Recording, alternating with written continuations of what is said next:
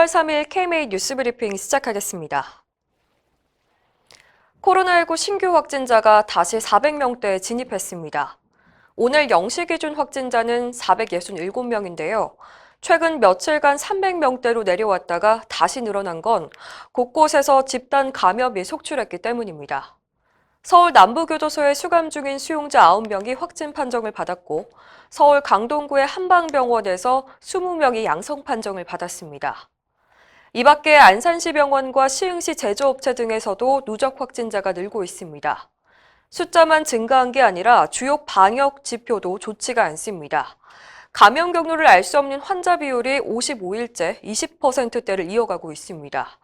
최근 2주간 신규 확진자 중 1,200여 명의 감염 경로가 아직 파악되지 않았습니다. 여기에 해외 유입 변이 바이러스 감염자도 늘고 있어서 긴장을 늦출 수 없는 상황입니다. 코로나19 백신 예방접종이 임박한 가운데 전국 시군구별 접종에 대한 정부와 의료계의 포괄적 협력 관계가 구축됩니다. 대한의사협회와 보건복지부 등 의료계 단체와 정부는 어제 제1차 백신 접종 의정 공동위원회 실무회의를 열고 전국 시도와 시군구에서 의료계와 지자체 간 협의체를 구성해 접종 인력 구성 방안을 논의하기로 했습니다. 접종 인력은 우선 보건소 등 공공의료 인력을 활용하기로 했는데 이후 의료계 협조를 통해서 민간 의료 인력이 순차적으로 참여할 예정입니다. 또 예방접종 관련 지침을 배포하고 전 의료인을 대상으로 한 교육과 훈련도 실시하기로 했습니다. 이날 실무회의에서는 의협에서 박홍준 부회장이 참석했고 보건복지부와 행정안전부, 식약처, 질병관리처, 국방부 등 정부 부처 관계자들이 참여했습니다. 현재 정부는 확진자 수를 기준으로 거리 두기 단계를 조정하고 있죠. 이런 방식이 타당한지 아닌지 의료계 내에서도 의견이 분분합니다.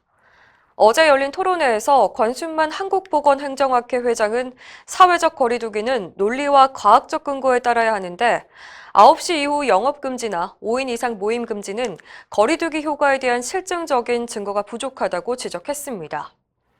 서울의대 김윤 교수도 소수의 시설에서 집단 감염이 일어났다고 해서 선량한 대부분의 시설의 문을 닫게 하는 건 비과학적인 단체 기합이라고 꼬집었습니다.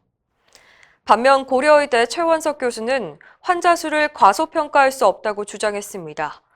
요양병원 집단 감염의 경우만 봐도 관리를 잘못해서라기보다 지역사회 환자가 증가하면 유입되는 건 불가피하다는 겁니다.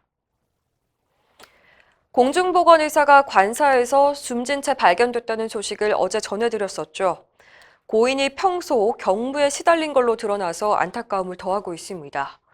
고인의 근무 시간표를 살펴보니 월요일부터 금요일까지 평일 내내 오전 오후 진료를 했고 주말에도 쉬지 못한 채 24시간 순환 진료를 맡았습니다. 특히 사망하기 한 달 전에 함께 근무하던 간호사와 직원 8명이 확진 판정을 받아서 의료 공백이 있었는데요. 의료진 중에서 막내였던 고인의 근무 강도가 셀 수밖에 없었던 걸로 보입니다. 전라북도 의사회는 공보위에 대한 처우가 계속 방치되면 제2, 제3의 같은 사태가 발생할 수 있다고 우려했습니다. 김영갑 공중보건의사협의회장도 공보위들이 1년 내내 주말도 없이 일하는 지역이 다수라며 고인의 순직 및 산재 처리를 위해서 최선을 다하겠다고 말했습니다.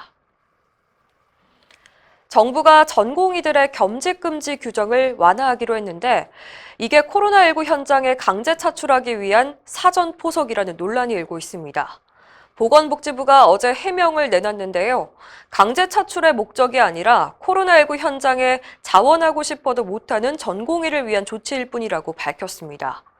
또 겸직을 하기 위해서는 근로계약서가 필요한데 그러기 위해선 전공의 본인의 의사와 수련병원장의 허가가 전제돼야 한다고 덧붙였습니다.